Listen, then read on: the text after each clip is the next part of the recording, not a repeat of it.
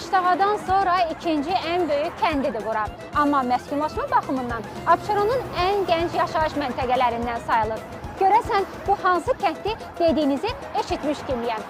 Söhbət Binədən gedir.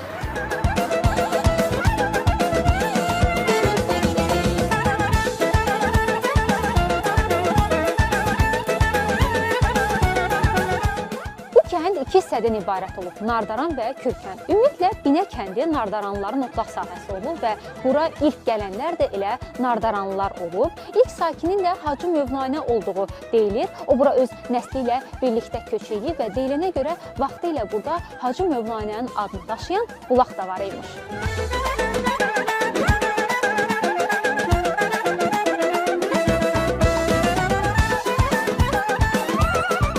Kəndin bu hissəsini, yəni Kürkənd hissəsini Kür çayı ətrafı rayonlardan gələn insanlar salıb. Bu da onunla əlaqələndirilir ki, o dövrdə Kür çayı ətrafı rayonlarda qızdırma epidemiyası yayılır və oranın əhalisi Abşerona köç edir. 19-cu 20-ci əsrin astanasında hər iki hissə, yəni həm Nardaran, həm də Kürkənd hissəsi birləşdirilir. Bir məqamda diqqətinizə çatdırmaq istəyirəm ki, Nardaran hissədə yaşayan insanlar bir nəslin, amma Kürkənd hissədə yaşayan insanlar isə müxtəlif nəslin nümayəndəsi olub.